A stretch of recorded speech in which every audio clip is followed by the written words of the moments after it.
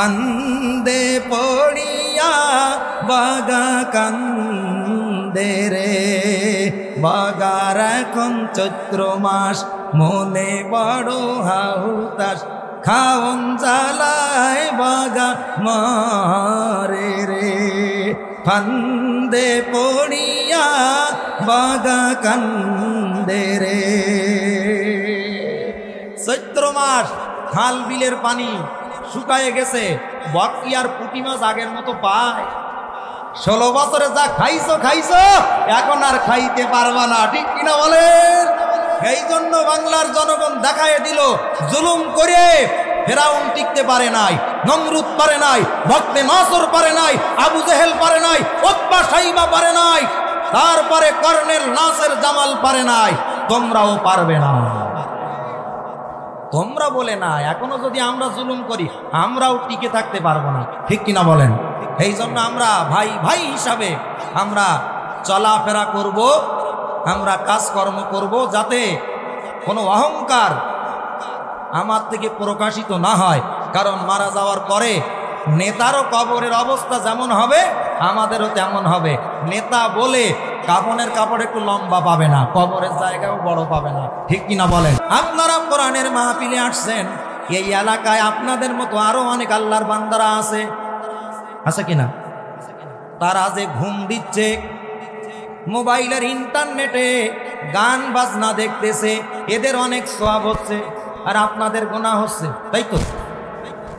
ওদের সওয়াব না হলে ওরা তো এখানে আসতো নাকি বলেন?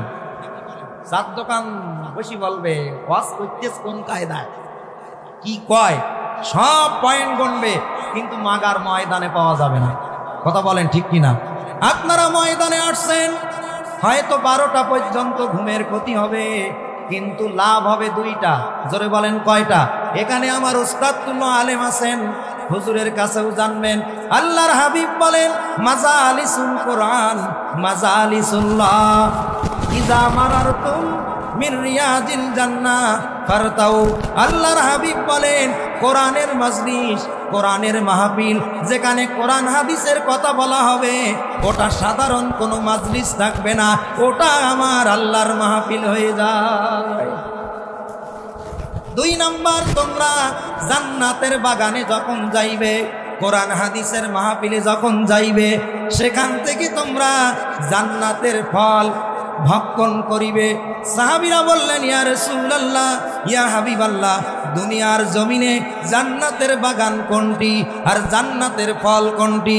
আল্লাহর হাবিব বলেন দুনিয়ার জমিনে যেখানে হালাকাতুজ জিকির, মাজালিসুল কোরআন, যেখানে কোরআন হাদিসের মজলিস কায়েম হয়, ওটা দুনিয়ার বেহেশতের বাগান। আর ওই বেহেশতের বাগানে সুবহানাল্লাহ, আলহামদুলিল্লাহ, আল্লাহু আকবার যখন আল্লাহর বান্দারা বলে, এইটার মাধ্যমে তারা বেহেশতের বাগান থেকে, বেহেশতের বাগিচা থেকে ফল খেয়ে নিতে পারে। সুবহানাল্লাহ বলবেন না? এই জন্য এটা সাধারণ কোনো মাহফিল না, কোরআনের মাহফিল। এটা কি মমতাজের মাহফিল, আইয়ুব বাসুর মাহফিল, টং টানা টং টং, এই মাহফিল নাকি? এখানে কোরআন হাদিস যা শুনবেন প্রত্যেকটা অক্ষরের বিনিময়ে নেকি পাবেন। সুবহানাল্লাহ বলেন। কেমন নেকি পাবেন? একটা বলে দিলাম, আপনাদের কোনো লস হবে না। 2 নাম্বার, যতক্ষণ কোরআনের মাহফিলে থাকবেন আপনাদের দ্বারাই কোনো গুনার কাজ হবে না। হবে কেমনে গুনার কাজ করবেন?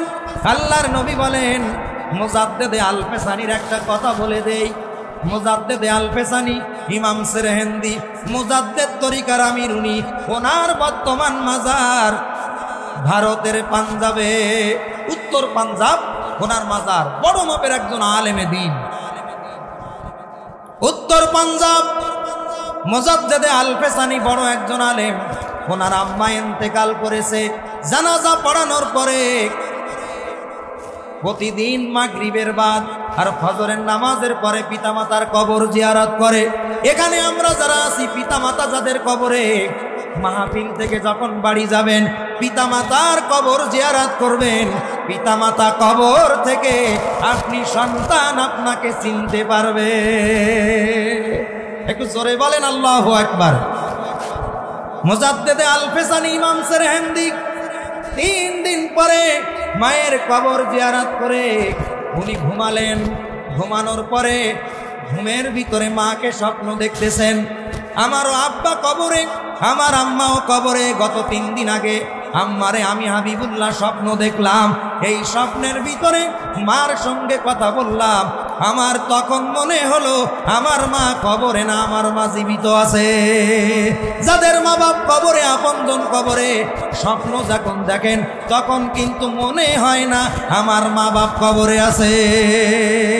কথা ঠিক কিনা? মুজাদ্দিদে আল ফেসানি ইমাম সেরহিন্দি স্বপ্নের ভিতরে মাকে দেখছেন, মাকে সালাম দিয়েছে, মা সালামের জবাব দিয়েছে।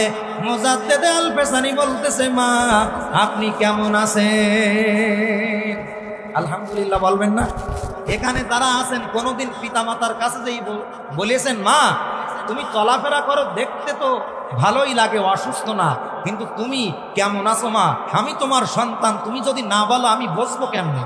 আমরা বলি না, কিন্তু পীরের যদি মুরিদ হই, বাবার পা টিপতেও এই বাংলার অজ্ঞ মুসলমানেরা দ্বিধাদ্বন্দ্ব করে না, ঠিক কিনা বলে?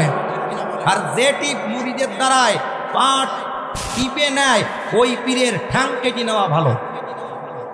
কথা কন না কেন? এই ঠ্যাং টেপার দরকার হয়, বাড়ির বউ আছে সেই জায়গায় যা। আর বাংলা কথা, ঠিক কিনা বলেন? বড় বড় আল্লাহর ওলি মুজাদ্দিদ জামান আল্লামা আবু বকর সিদ্দিকী আল কুরাইশি রাহমাতুল্লাহ আলাইহির হাজার হাজার আলেম মুরিদ ছিলেন। 1 নম্বরে যার নাম বসিরহাটের আল্লামা রুহুল আমিন রাহমাতুল্লাহ আলাইহি। ওনার কিতাব পড়েন তো, কোন মুরিদের কাছ থেকে উনি কোনোদিন খেদমত নিয়েছে কিনা? আমার এক বন্ধু আছে, কোন এক মাদ্রাসায় পড়ে, তো পীর সাহেব আসছে, তা বলছে একটু মাথার চুলগুলো টেনে দাও। ও চিন্তা করলো এই মাদ্রাসায় ভর্তি হইয়েও তো আমি বিপদে পড়েছি, জীবনে বাপের মাথায় একটু হাত দিলাম না, মায়ের মাথায় একটু হাত দিলাম না, কোথার থেকে পীর আসলো তার মাথা চুল টানবো? ও মাথার চুল টানতে টানতে বদমাইশি করে ডাইন কান করে টান দিস। হুজুর তো লাফাই দিচ্ছি ফেরা, বলে হুজুর আমার ঘুম পাচ্ছিল, কোন জায়গায় কান আর কোন জায়গায় চুল আমি টের পাইনি।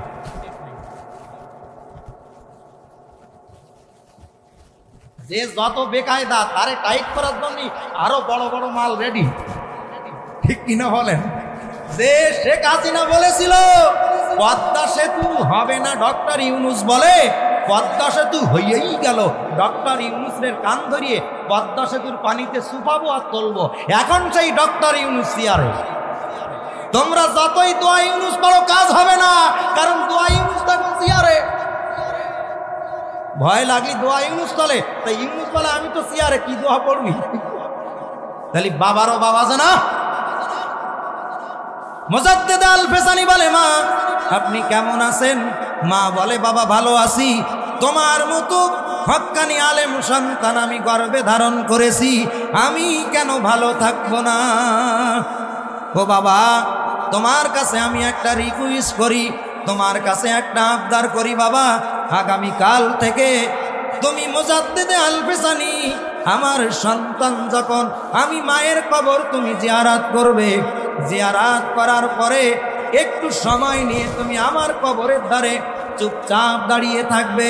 মুজাদ্দিদে আল ফেসানি বলে, মা কবর জিয়ারত করতে গেলে বিসমিল্লাহ পাঠ করে সূরা ফাতিহা একবার, সূরা ইখলাস 3 বার, দুরূদে ইব্রাহিম একবার, ইস্তিগফার পড়া হয়ে যায় 5 মিনিট, আর মোনাজাতে রব্বিরহামহুমা কামা রব্বায়ানি সগীরা বলতে হয় 6 মিনিটে কবর জিয়ারত শেষ।